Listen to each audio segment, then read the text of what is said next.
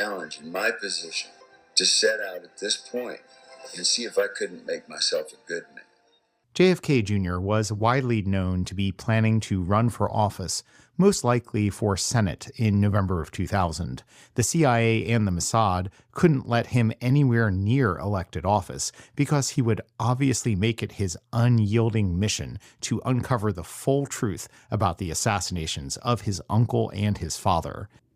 JFK Jr. published an issue of George magazine focused on analyzing conspiracies. One of the stories Kennedy published indicated an Israeli intelligence role in the assassination of Yitzhak Rabin, the Israeli prime minister who had softened his attitude toward the Palestinians. Netanyahu also had played an obvious and very public role in the Rabin assassination. The Mossad could not tolerate a high-profile Kennedy digging up dirt on Israel, which, if it had been exposed at that time, could possibly have caused a near disintegration of Israeli society. 4 eyewitnesses at Caldwell Airport saw former President George H.W. Bush and his son, Texas Governor George W. Bush, with 2 members of the Mossad, Michael Harari and General Raphael Elton, the day before the tragic flight. Good evening. Divers today found the bodies of John Kennedy, his wife, and her sister in the wreckage of his plane at the bottom of the ocean off Martha's Vineyard. In a day of fast-breaking developments, recovery teams got to work retrieving remains and wreckage. A memorial mass was set for Friday in New York. The President and the First Lady will be there. And the Kennedy family made plans for a possible burial at sea. Less than 2 months before the JFK Jr. assassination, CBS, which is a CIA and Zionist affiliate, published a story about his father's coffin being dumped at sea, which was likely predictive programming and an announcement about what they planned to do to JFK Jr. The humiliation ritual was clear in the claim that Bobby Kennedy wanted his brother's coffin dumped at sea, and Bobby would have wanted to retain all physical evidence related to the crime in order to eventually prove that there was, in fact, a vast conspiracy. In the next instant, with this time Mrs. Kennedy apparently looking on, a second shot, the third total shot, hit the President's head.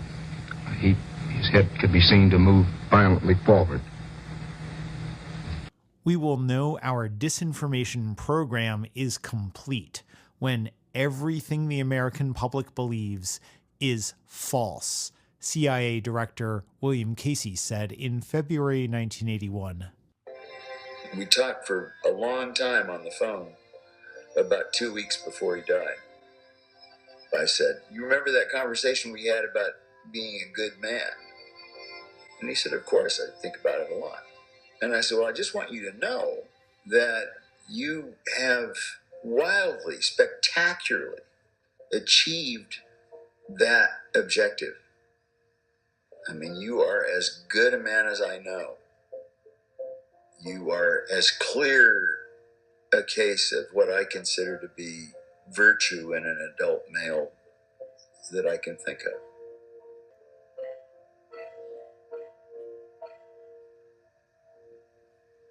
The cabal had to take him out, both to keep the secrets of their past crimes hidden and make sure JFK Jr. was not in a position of power to disrupt future crimes, such as 9/11.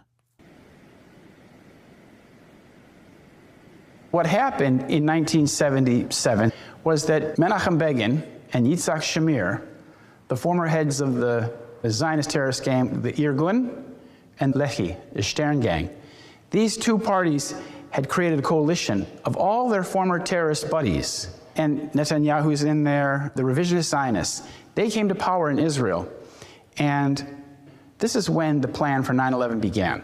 Menachem Begin is known as the father of terrorism. He's the founder of the Likud party. He was born in Russia, came to Palestine in 1942, became leader of the Irgun in 1944, which was a terrorist group, bombed the King David Hotel, killing 93 people, British headquarters in 1946, then was involved in the massacre of the Deir Yassin village, which was meant to scare the Palestinians to fleeing, which many did. And he created the Likud party in 1973, became prime minister in 1977, and promptly invaded Lebanon in 1978. This is the emblem of the Irgun, which he was the head of. It's a Jewish terrorist group, and it's connected to the Netanyahu family because Mr. Netanyahu's father was the director of this movement, the Irgun, the new Zionist organization, since 1940. Here is both Mr. Begin and Netanyahu. These men are cut from the same cloth. This is the group that they belong to, the great group that they have allegiance to is a group of terrorists. In 1974, a British journalist asked Mr. Begin, he said, how does it feel in the light of all that's going on to be seen as the father of terrorism in the Middle East? And Begin said, in the Middle East? He said, in all the world. So he put on himself the mantle of being the father of terrorism in all the world. And in 1979, this man, Bibi Netanyahu, he had been working in Boston for a Rothschild company called Boston Consulting Group. He went back, this is his father, and they started something called the Netanyahu Institute, in which they began promoting the idea of terrorism being the scourge that the West has to fight. And they had a conference in 1979 called the Jerusalem Conference on International Terrorism. And George Bush spoke at the conference and spoke in support of this preemptive strikes against nations that are supporting terrorism. On September 23, 1979, less than 3 months after the Jerusalem Conference, which was actually the International Conference of Terrorism, Israel's founding spy master and former Mossad chief Isser Harel predicted that Arabs would attack the tallest building in New York City. He made that prediction to this man, Michael Evans, a Zionist Jewish Christian evangelist from Texas. That was 22 years before 9/11. Mr. Evans said, do you think that terrorism will come to America? And if so, where and why? Now, this is 1979. Harel said, I fear it will come to you in America. America has the power but not the will to fight terrorism. As to the where, Harel said, New York City is a symbol of freedom and capitalism. It's likely they will strike the Empire State Building, your tallest building, and symbol of your power. He pretended to be ignorant about the tallest building. Following the conference, Benjamin Netanyahu made a career promoting the so-called war on terrorism, and he somehow also predicted 9/11. I wrote a book in 1995, and I said that if the West doesn't wake up to the suicidal nature of militant Islam, the next thing you'll see is the militant Islam is bringing down the World Trade Center. 9/11 was a false flag terror atrocity that was designed to instill fear and rage in the American population, so that we would accept and we would get behind this war on terror. And I have to say, it succeeded very well. I have had long conversations over the past 2 weeks with contacts at the Army War College, at Headquarters Marine Corps, and I've made it absolutely clear in both cases that it is 100% certain that 9/11 was a Mossad operation, period. They did 9/11. They did it. One of the clues to Israel's involvement in the 9/11 attacks is the behavior of a group of individuals known as the Dancing Israelis. They were seen by various witnesses standing on the roof of a van bearing the Urban Moving Systems logo and parked in Jersey City. They were rejoicing and taking pictures of themselves just as the first plane hit the North Tower. And I could see that they were like happy, they didn't look shocked to me. According to ABC's 2020, when the van belonging to the cheering Israelis was stopped by the police, the driver of the van, Savan Kurtzberg, told the officers, "We are Israelis. We are not your problem. Your problems are our problems. The Palestinians are your problem." Why did he feel that the Palestinians were a problem for the NYPD? The 5 dancing Israelis were held for a total of 71 days in a Brooklyn jail before being quietly returned to Israel on the inconsequential charge of visa violation. 3 of them were later invited to an Israeli TV show in November 2001, where one of them stated, "Our purpose was to document the event." Our purpose was to document the event. Which implies prior knowledge of the event. And word late tonight that 2 suspects are in FBI custody after a truckload of explosives was discovered around the George Washington Bridge. That bridge links New York to New Jersey over the Hudson River. The FBI has 2 suspects in hand, said the truck, enough explosives were in the truck to do great damage to the George Washington Bridge. Here's what the Jerusalem Post reported on 12 September 2001. Authorities suspect the terrorists intended to blow up the main crossing between New Jersey and New York. At least 2 of the detained Israelis were agents working for the Mossad, the Israeli intelligence agency. and that Urban Moving Systems, the ostensible employer of the 5 Israelis, was a front operation. This was confirmed by 2 former CIA officers, and they noted that movers vans are a common intelligence cover. The 5 dancing Israelis are just the tip of a vast iceberg. In September 2001, federal law enforcement was busy dismantling the largest Israeli spy ring ever discovered on American soil. Since September 11th, more than 60 Israelis have been arrested or detained, either under the new Patriot anti-terrorism law or for immigration violations. A handful of active Israeli military were among those detained, according to investigators, who say some of the detainees also failed polygraph questions when asked about alleged surveillance activities against and in the United States. None of these leads were thoroughly investigated. The reason is that in 2001, the head of the Justice Department's criminal division was Michael Chertoff, the son of a rabbi and a Mossad agent. All Israeli spies arrested by the FBI, including the dancing Israelis, owe him their impunity and repatriation to Israel. Chertoff is a key man in the 9/11 operation. Quote, there was no question but that the order to close down the investigation came from the White House. It was immediately assumed at CIA headquarters that this basically was going to be a cover-up so that the Israelis would not be implicated in any way in 9/11. 9/11 was a policy coup that brought us a global war on terror and a series of disastrous wars across the region. What happened in 9/11 is we didn't have a strategy, we didn't have bipartisan agreement, we didn't have American understanding of it, and we had instead a policy coup in this country, a coup, a policy coup. Some hard-nosed people took over the direction of American policy, and they never bothered to inform the rest of us. They call it the Long War. The War on Terror is a suitable title because the War on Terror is the longest and most expensive foreign war in U.S. history. Turning 9/11 into an excuse for Israel to use its U.S. battering ram to take out Israeli targets was a long-term plan. As far back as 1990, when Netanyahu served as Israel's deputy foreign minister, he claimed Iraq had a nuclear program that was, quote, fast accelerating.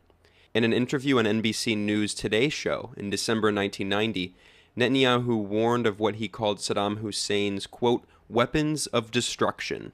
The question is really, how do we ensure that these weapons of destruction, these missiles, these chemical weapons, the nuclear program that is fast accelerating in Iraq, that these do not pose a threat? This is an issue for the entire international community. Netanyahu's weapons of mass destruction lies were even more extreme a decade later.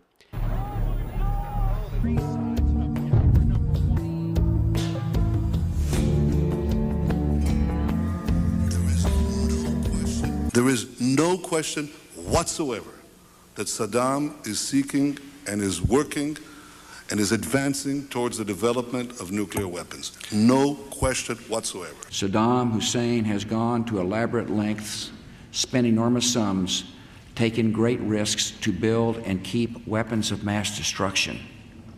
No one can seem to prove to this point that Iraq poses an imminent threat to this country or to any other nation. Do you believe that action can be taken against Saddam only after he builds nuclear bombs and uses them? The U.S. administration recently admitted, after months and months of talk, that there's no evidence of Iraq being tied to September 11th. And do the various critics, especially overseas, believe that a clear connection between Saddam and September 11th must be established before we have a right to prevent the next September 11th? Well, I think not. An Israeli think tank concocted the 2003 Iraq War all the way back in 1996. In a clean break, a new strategy for securing the realm, Israeli neoconservatives proposed both removing Saddam Hussein from power and weakening Syria. Clean break co-authors such as Richard Pearl and other Israel-loyal neocons such as Paul Wolfowitz and Elliot Abrams played leading roles in the Project for a New American Century. The think tank's Rebuilding America's Defenses white paper, published in September of 2000, called for a new Pearl Harbor as a casus belli for a series of U.S. wars, mostly on behalf of Israel. By way of deception, Israel and the Mossad did war with the new Pearl Harbor and executed a controlled demolition of American sanity. The Zionist neocons had called for a new Pearl Harbor in order to effect the change they needed to see. Israel-loyal neocon and clean break co-author Douglas Feith, who also served as the U.S. Undersecretary of Defense, was the architect of the 2003 U.S. invasion of Iraq. Another Israel-loyal neocon and clean break co-author, David Wurmser, wrote a memo several days after 9/11 stating the U.S. should hit, quote, a non-Al-Qaeda target, such as Iraq, end quote. Many of the neocons hold dual U.S.-Israeli citizenship, and they are primarily loyal to Israel. Their project for a new American century was more accurately the project for a new Zionist century. So what they needed is the United States military to come in and to basically fight their wars for them. Right after 9/11, about 10 days after 9/11, I went through the Pentagon and I saw Secretary Rumsfeld and Deputy Secretary Wolfowitz. I went downstairs just to say hello to some of the people on the Joint Staff who used to work for me, and one of the generals called me in. He said, "Sir, you got to come in and talk to me a second." He says, "We've made the decision. We're going to war with Iraq." This was on or about the 20th of September. I said, "We're going to war with Iraq. Why?" He said, "I don't know." I said, "Well, did they find some information connecting Saddam to Al-Qaeda?" He said, No. He says, "There's nothing new that way. They just made the decision to go to war with Iraq." So I came back to see him a few weeks later, and by that time we were bombing in Afghanistan. I said, "Are we still going to war with Iraq?" And he said, "Oh, it's worse than that." He reached over on his desk, he picked up a piece of paper, and he said, "I just got this down from upstairs," meaning the Secretary of Defense's office today, and he said, "This is a memo that describes how we're going to take out 7 countries in 5 years, starting with Iraq and then Syria, Lebanon, Libya, Somalia, Sudan, and finishing off Iran." The War on Terror is not just a name, it's authorization, it's a title, it's authorization and funding. And it was passed 3 days after 9/11 by the authorization to use military force, which basically gave the president the authority to wage war against anybody he thought was behind 9/11. So these are some of the places where the authorization to use military force has been invoked. Was Eritrea, was Somalia, were they involved in 9/11? Was Libya involved in 9/11? Are all these countries involved in 9/11? No, of course they're not. But the authorization to use military force based on 9/11 crime has opened up the Pandora's box for American open-ended war fighting across the Middle East, around the world actually. The fraudulent war on terror is based on the official myth of 9/11. במיוחד היום עם אמריקה, אני יודע מה זה אמריקה. אין כזה דבר שאפשר להזיז אותו בקלות, להזיז לכיוון הנכון. לא יחמיאו לו. יש שווה, אז נניח שהם אומרים משהו. אז אמרו, 80% מהאמריקאים תומכים בה. Quote, "I know what America is. America is something that can easily be moved to the right direction. They won't get in our way. 80% of Americans support us. It's absurd," end quote. Netanyahu, king of Israel. He didn't know he was being recorded. In the run-up to 9/11, Netanyahu had help preparing to move America from friends such as Larry Silverstein, a wealthy Zionist backer of the Israel Bonds program that supports Israeli apartheid and human rights abuses. Netanyahu and Silverstein were so close they spoke every Sunday afternoon.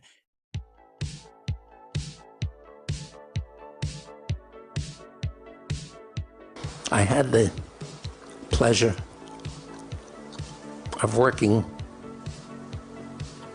pretty much with every prime minister of Israel, from Yitzhak Shamir forward. I said to myself, wouldn't it be fantastic if I could own the Twin Towers? We got very, very lucky. The governor of New York, George Pataki, decided one day that maybe it would be good to privatize the ownership of the World Trade Center. So I got a call from the governor's office, and they said, would you ever consider owning the World Trade Center? It was very, very good for the family, very good for us, and we were very, very fortunate. On the morning of 9/11,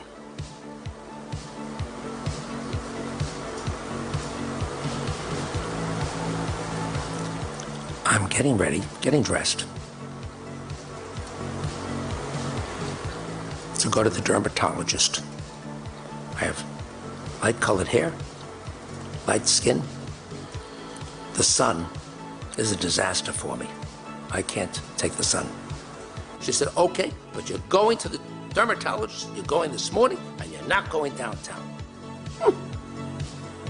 We got very, very lucky. And I had an obligation to collect the insurance proceeds from the policies. A new governor was just elected. Elliot Spitzer, an old friend who I knew well. And I said, Elliot, if you don't help me, I'll never collect from the insurance companies. And guess what? He listened, and he said, you know what? You're entitled. I'm gonna get you the money. And in 6 months, he got me the $4.5 billion. We got very, very lucky. Here's Colin Powell at the UN spreading Israeli Mossad and CIA lies that tricked and scared large segments of U.S. and Western public opinion into supporting the illegal and immoral invasion of Iraq. For example, they can produce anthrax and botulinum toxin. In fact, they can produce enough dry biological agent in a single month to kill thousands upon thousands of people. And dry agent of this type is the most lethal form for human beings. Iraq has mobile biological research laboratories in addition to the production facilities I mentioned earlier. Who were the sources of Colin Powell's scary story about non-existent Iraqi weapons of mass destruction? One of them was criminal Zionist propagandist Judith Miller, who ginned up multiple stories claiming Iraq had WMDs for the New York Times. The New York Times is a dedicated Zionist propaganda vehicle well known for its unbroken track record of printing completely false and/or distorted information about Israel, Palestine, and the Middle East for decades to advance Israel's interests. A more accurate name for this publication would be the New US ZCIA Lies, or the New Zionist Lies.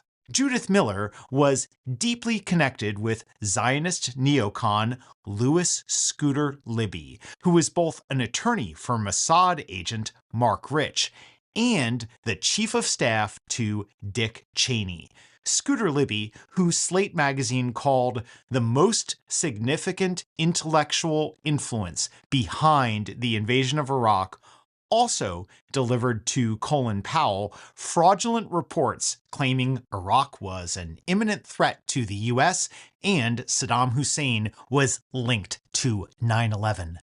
In his memoir, Colin Powell castigated both Louis Libby's false reports about Iraq as well as the CIA for providing totally inaccurate information that Powell used in his UN presentation. As the world knows, no weapons of mass destruction were ever found. There were none. If we had known there were no weapons of mass destruction, there would have been no war. Now, what's going on here is that an Israeli plan known as the Yinon Plan, which was articulated in 1982, is being put into effect so that countries are being balkanized. That is, they're being broken up into ethnic statelets. You're causing friction between the various ethnic groups, breaking them up into ethnic statelets. That's the name of the game in Syria. That's what they did in Iraq. That's what's happened in Libya, etc. This is the Israeli plan to dominate the Middle East by breaking up the large Arab states and breaking up their armies and breaking the countries into pieces like Yugoslavia. There will be no competition for Israel, and Israel will have hegemony over in the entire region. If you take out Saddam, Saddam's regime, I guarantee you that it will have enormous positive reverberations on the region. Oded Yinon's 1982 Zionist plan for the Middle East is in large part taking shape. Is this coincidence? Was Yinon a psychic? We in the West are victims of a long-held agenda, not of our making, and without a doubt, not in our interest. We're waging war for another entity, for another nation, for another interest that's not ours. And we're paying for it. Our sons and daughters are fighting it. And this is the partition of Palestine. When it happened in 1947, Menachem Begin rejected it. We had several other people in the country, even among the Jews, the Zionists particularly, who were against anything that was to be done if they couldn't have the whole of Palestine and everything handed to them on a silver plate so they wouldn't have to do anything. It couldn't be done. We had to take it in small doses. You can't move 5 or 6 million people out of a country and fill it up with 5 or 6 million more and expect both sets of them to be pleased. He said Jerusalem was and will forever be our capital. And Eretz Israel will be restored to the people of Israel. All of it and forever. This is to give you an idea what Eretz Israel means. It means the land of Israel. And according to people like Menachem Begin, it extends from the Nile River to the Euphrates. And this area right here is the Kurdish area, which happens to be occupied by the United States. This is all Syria right here. This is where the United States is occupying 1/3 of Syria. These are the various ethnic communities, religions, factions in Iraq and Syria. And from the Yinon plan, Yinon said the dissolution of Syria and Iraq is Israel's primary target on the Eastern Front. The dissolution of the military power of these states serves as the primary short-term target. We had all sorts of objections to everything that was done. Something had to be done. We went ahead and done it and had it done, and now it's working out. Eventually, I think we'll have them all satisfied. But it's going to take a great deal of time yet to get the job done. This is exactly what we did. When we went to Iraq, first in 1991 and then again in 2003, we destroyed the Iraqi military. If you remember, one of the first things that happened is that when we got into Iraq, we disbanded the entire military, sent everybody home, no more jobs, no entitlements, nothing. So the military went away. And in Syria, we've been trying to do the same thing for the last 7 years. Now, this is another break area here. Periwinkle is the area of the Kurds. And this area is where most of the oil is. And the United States and Israel are supporting the Kurdish independence. This area here in northern Iraq and this part of northern Syria. And in pursuing that, the largest holder of the reserves in this Kurdistan area of Iraq is a company called Janel Energy, which is a Rothschild company. So they're going after the strategic assets. And these two cities, Mosul and Raqqa, were targets of the American anti-terrorist attacks last summer, which destroyed those cities, destroyed them. Here's Mosul in June of 2017, the great mosque of Al-Nuri, destroyed in the Battle of Mosul. The Americans, we put our artillery around the cities and just pounded them for months.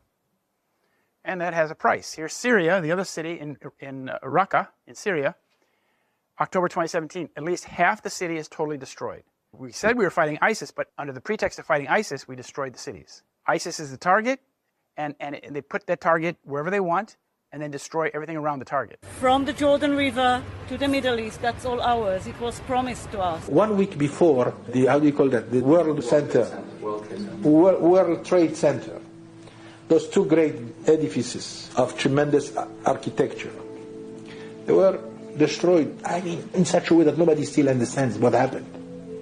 How come they were brought down in such a massive way? 1 week before, one of the great rabbis in Israel, a Hasidic rabbi, an Admor, he came to visit with some people, some of his disciples in the car. They prayed mincha with minyan in front of everybody passing in Manhattan. Where? Right there, near the World Center. After he finished the davening, the prayer, he said, say bye-bye to those buildings because you are not going to see them no more. It's unbelievable. There will be two big buildings in the land of Edom, which today we relate the word Edom to America. And those are the biggest, the tallest buildings in the world.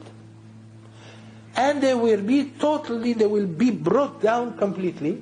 And that will be the sign of the beginning of tremendous wars that will end only in the coming of the Mashiach. He said, say bye-bye to those buildings because you are not going to see them no more. It's unbelievable. הצלחה בבעיה. אבל אני צריך מגזר. ברכה והצלחה. תפלאי ולתשיר. באתי לבקש את זה. בכל העניינים. גם הלאומיים. בזמן שישראל לאחרונה ניתצו כמה עניינים. פתחו כמה. מה שרואה עוד, וגם מצו שעדיין משאיר ליבו. אז הייתה משהו ומה ידיעתו. ועושים. הכנראה שהיא מספיק, שהיום כבר כמה שעות בגיל עדיין ליבו. אבל יש עוד כמה שעות, אבל יש להשתדל גם היום, ובשורות טובות. יש שמחה וטוב לבו. כדי שחסידים מקפידים שכל עניינים יהיו כשמחה. בשורות טובות, הצלחה רבה. I hear the voices, and I read the front page, and I know the speculation, but I'm the decider, and I decide what is best. The decision of one man to launch a wholly unjustified and brutal invasion of Iraq.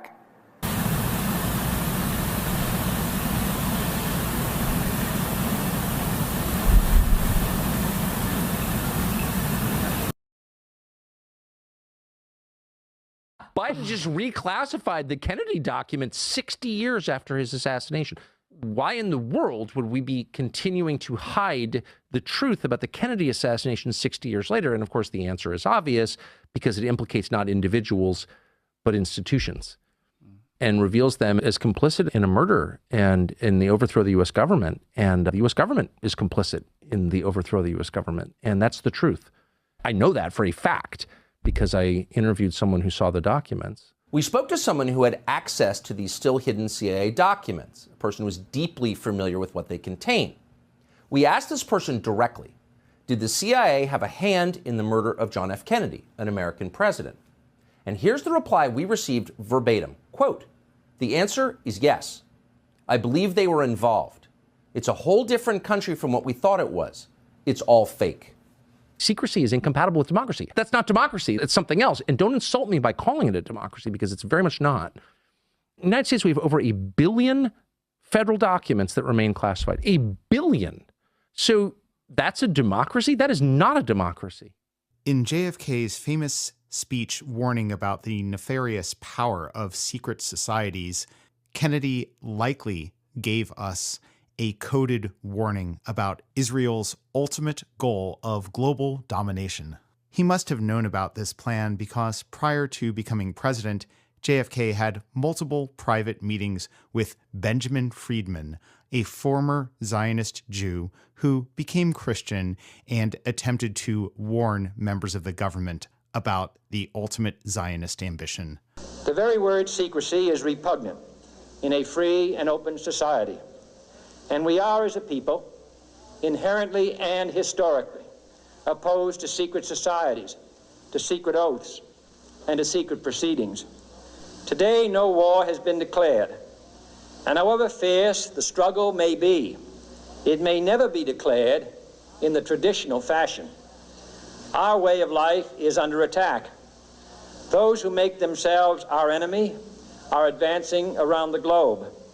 The survival of our friends is in danger. And yet no war has been declared. No borders have been crossed by marching troops. No missiles have been fired.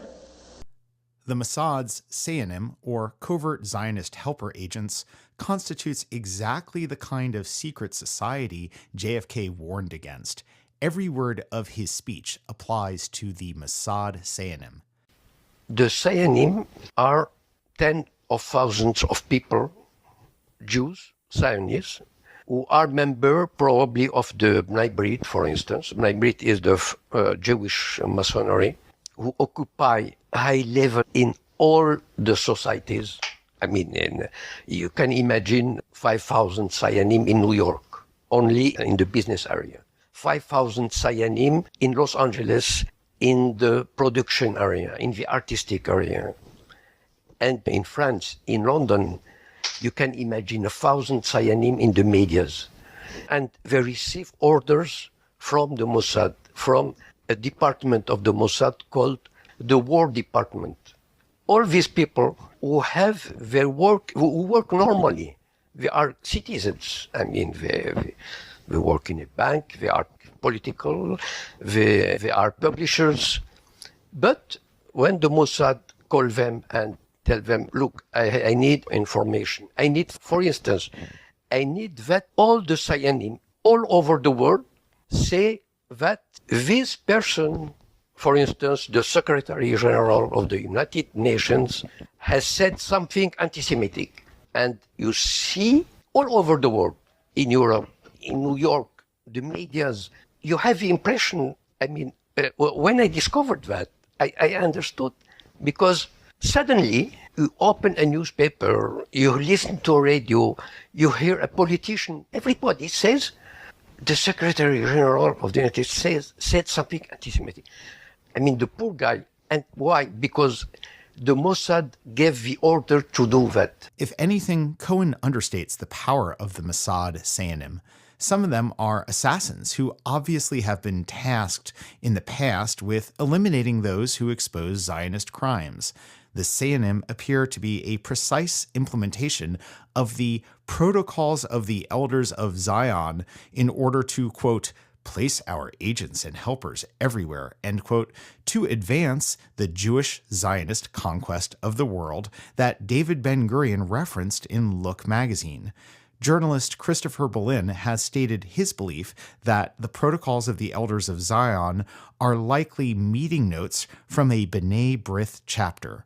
Everyone alive today should read the protocols of the elders of Zion, given that the Zionist Israeli Jewish conquest of the world, which is now entering its endgame, seems to fit that document accurately. Another protocol the Zionist movement has used very effectively in its quest to dominate the world is blackmail. Epstein Island was a Mossad blackmail operation, and recently it was reported that the Mossad blackmailed Bill Clinton using Monica Lewinsky. We decided long ago that the dangers of excessive and unwarranted concealment of pertinent facts far outweighed the dangers which are cited to justify it. Even today, there is little value in opposing the threat of a closed society by imitating its arbitrary restrictions.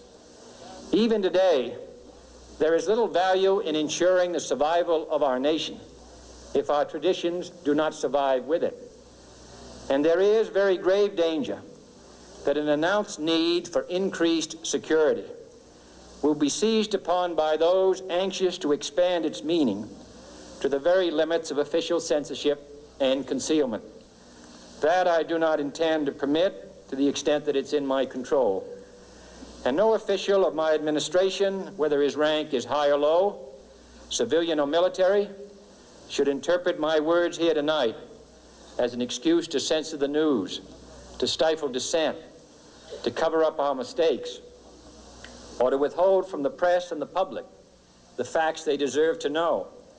Within the U.S. government, there are forces wholly beyond democratic control. These forces are more powerful than the elected officials that supposedly oversee them. These forces can affect election outcomes. They can even hide their complicity in the murder of an American president. In other words, they can do pretty much anything they want. They constitute a government within a government, mocking by their very existence the idea of democracy. For we are opposed around the world by a monolithic and ruthless conspiracy that relies primarily on covert means for expanding its sphere of influence, on infiltration instead of invasion, on subversion instead of elections, on intimidation instead of free choice, on guerrillas by night instead of armies by day. It is a system which has conscripted vast human and material resources into the building of a tightly knit, highly efficient machine that combines military, diplomatic, intelligence, economic, scientific, and political operations. Its preparations are concealed, not published. Its mistakes are buried, not headlined. Its dissenters are silenced, not praised. No expenditure is questioned, no rumor is printed, no secret is revealed. In my last conversation with President Trump in the White House, he called me a lot. And this is after January 6th, so it's 2 weeks before, or a week before he's leaving office. I said, how you doing? He said, not too well. And he went off into a tangent about what he thought happened with the election. I said, you made a promise to the public many times and to me privately that you haven't kept. What? I'll take care of it right now. I said, you promised you would release the records of the JFK assassination. He said to me, Judge, if they showed you what they showed me, you wouldn't have released it either. And I said, who's they and what did they show you? And then he said, Judge, someday when we're on the phone, and then he raised his voice, and there aren't 15 people listening to the phone call, back to a normal voice, I'll tell you. Oh my God.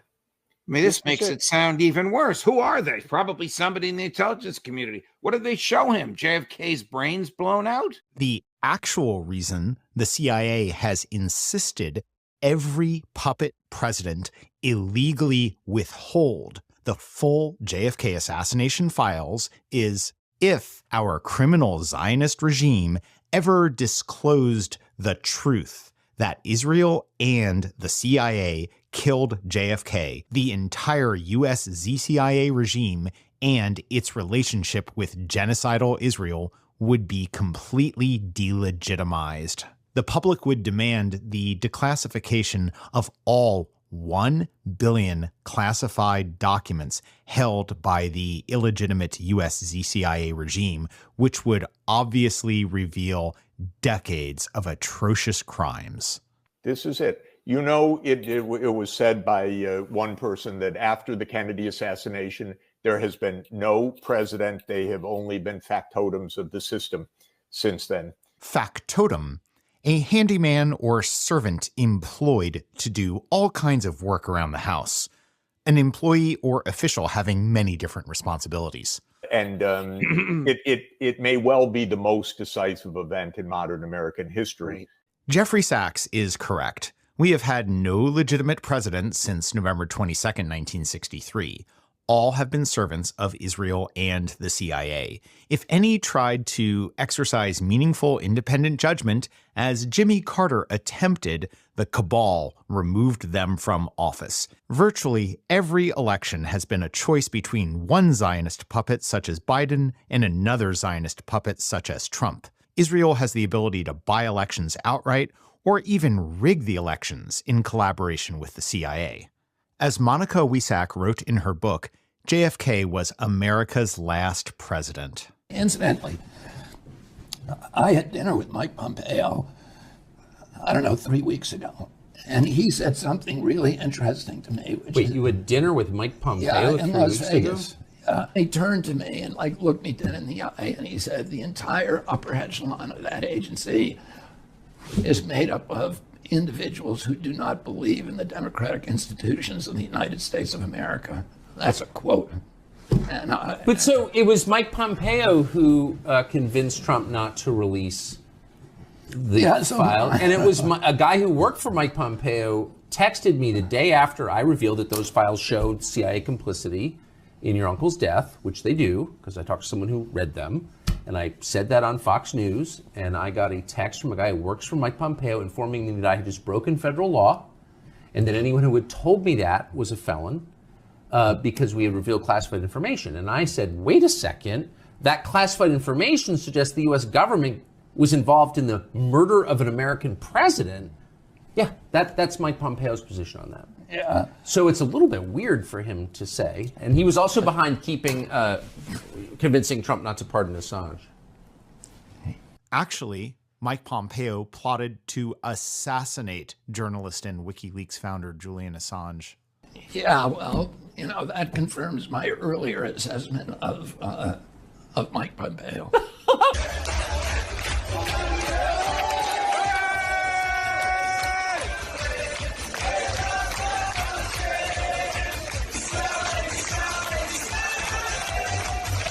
Makes me wonder, are we just a shell company for Israel? Just a shell company for Israel? Just a shell company for Israel? Israel is not a colony of America whose leaders serve at the pleasure of the party in power in Washington. In reality, the opposite is true.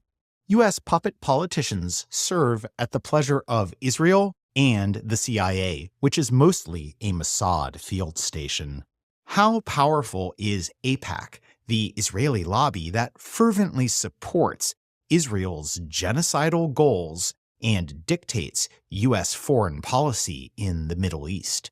In an interview with Jeffrey Goldberg, the Zionist propagandist-in-chief of The Atlantic, former AIPAC official and Israeli super spy Stephen Rosen made it crystal clear who actually runs the U.S. government. My name is Steve Rosen. For 2.5 decades, I was a senior official of AIPAC, the American Israel Public Affairs Committee. Rosen said, "You see this napkin? In 24 hours, we could have the signatures of 70 senators on this napkin." If you went back to 1948 and you had two alternative futures, one with a state of Israel and one without a state of Israel, the United States, from a security point of view, would be much better off without Israel.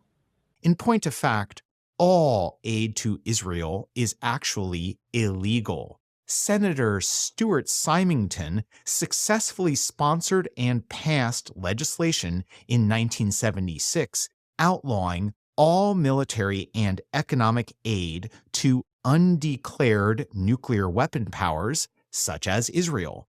At the behest of their AIPAC puppet masters, the U.S. Congress has ignored the Symington Amendment for nearly half a century and has pretended that Israel doesn't even have nuclear weapons.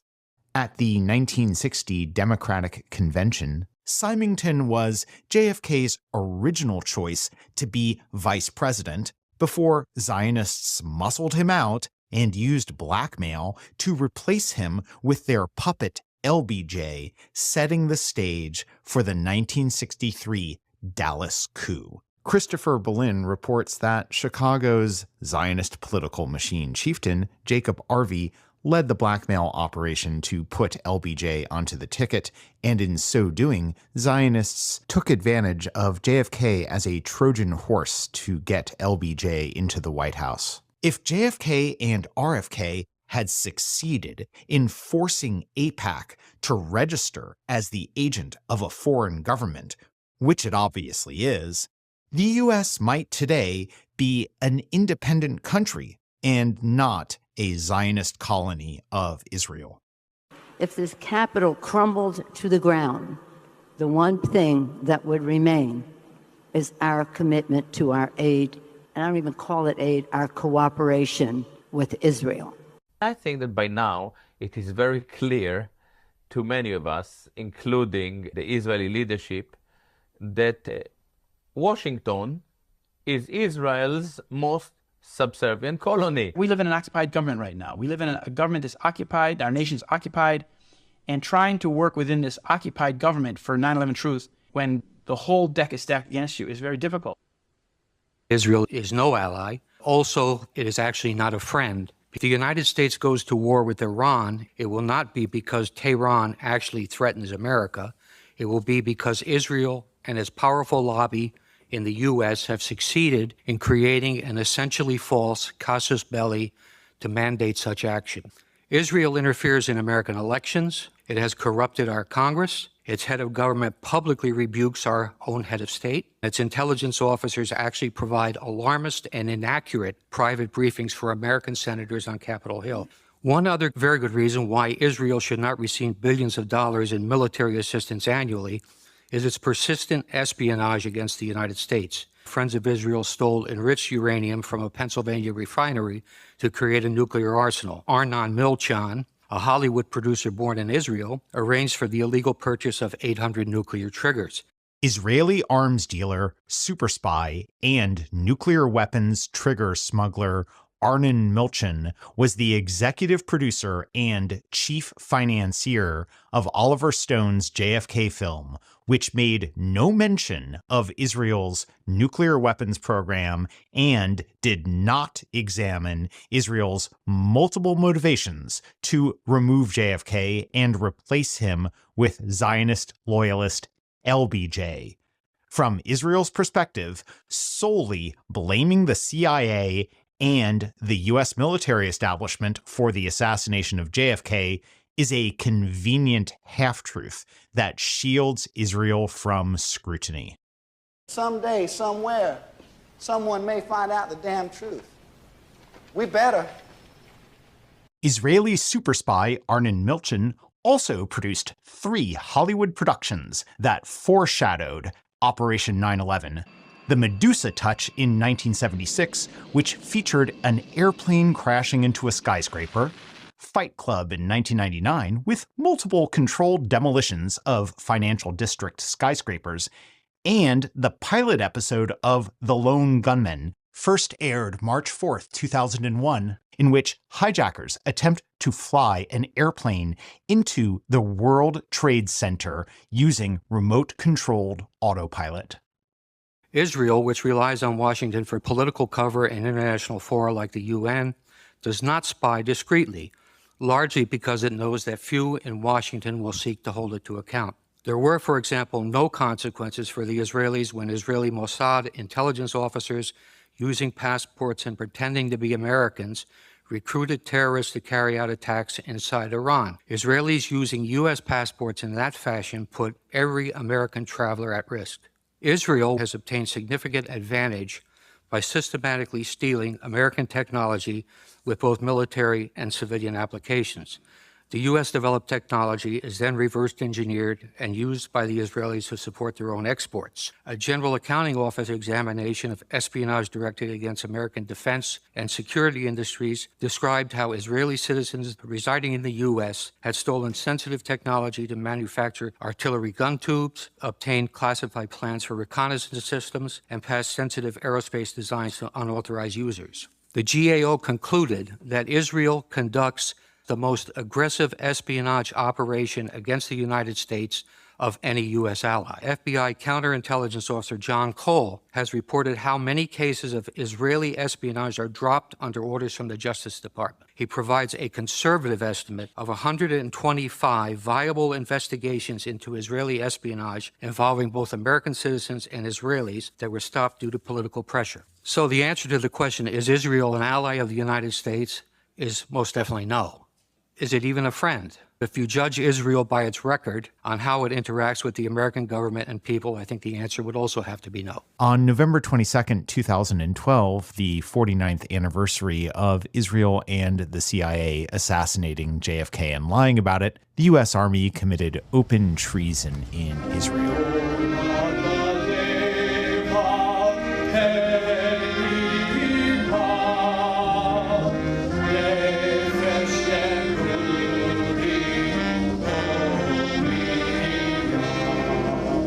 "9/11 has led directly to 60,000 Americans dead and wounded." According to an FBI report, an Israeli employee of Urban Moving Systems, one of the many Mossad front companies involved in Operation 9/11, stated, quote, "Give us 20 years and we'll take over your media and destroy your country," end quote.